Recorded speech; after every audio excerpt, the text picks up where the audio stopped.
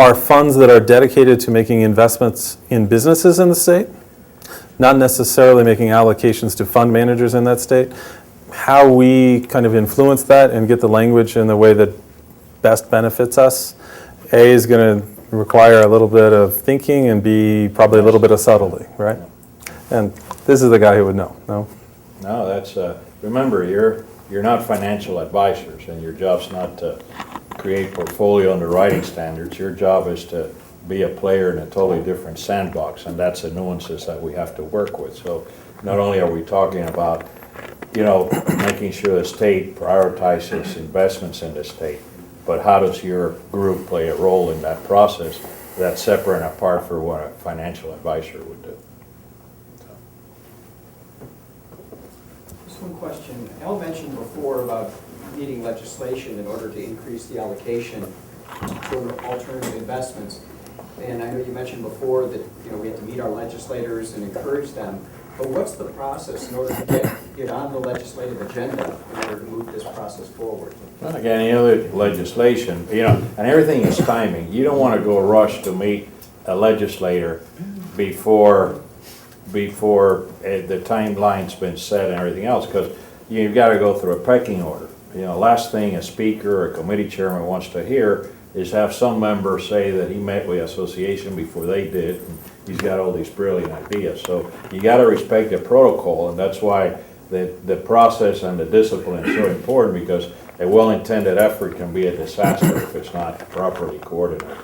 But the way any law originates is you got to find sponsors in either chamber or both chambers. You got to make sure that you've analyzed who would be the ideal sponsors, who were effective articulating fairly sophisticated arguments like these, and who would be, that's kind of our job to advise you, I think, as to who would be likely prospects to do this well. And then, you got to kind of meet with sponsors, you got to lay out a legislative strategy, you got to figure out with the Speaker's office, President's office, how many committees they're going to allocate it to. If they are going to allocate it to 7 committees, they want to kill your bill. So you want, a few committees hearing this before it goes it moves further along. So there's a whole process that you strategize for, and we're happy to give you some guidance on that and recommend some folks who are the right folks to lead that effort, and then figure out who are the right people to talk to and in which order, and then kind of let everybody play a part in that once that's figured out. Yep. Michael, I know, knows this quite well, but the pension funds are going to hire consultants. Mm-hmm. And the consultants are going to have requirements like how much AUM a fund has to have, how many years have they been in business.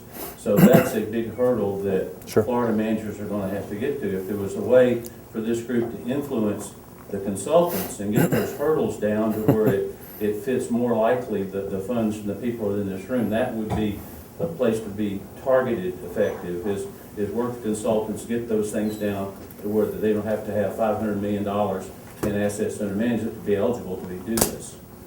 Sure. Just a thought. Yeah, and you would think that right now that opportunity is better than it's been in a long time with the type of change they're talking about, the type of change that is possible, let's say, at the SBA.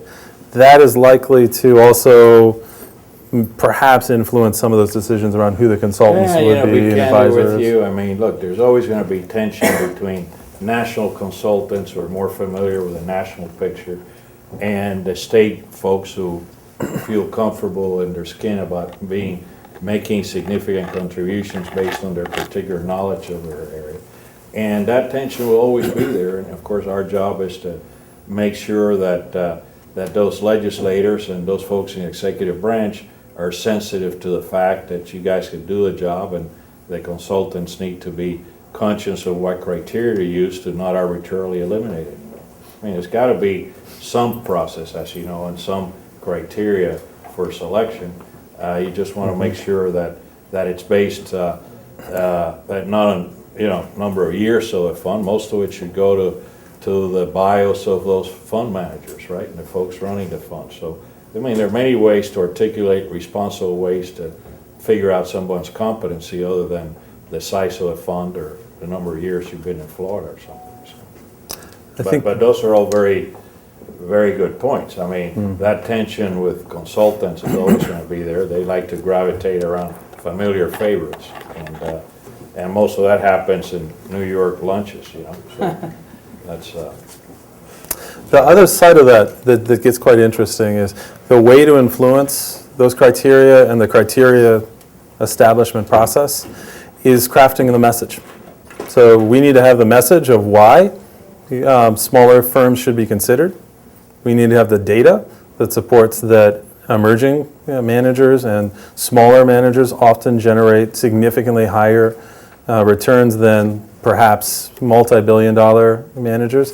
And maybe the message around a balance between the two. Large, stable, firm, mature investment managers with a share of earlier stage emerging managers is the right balance for the state.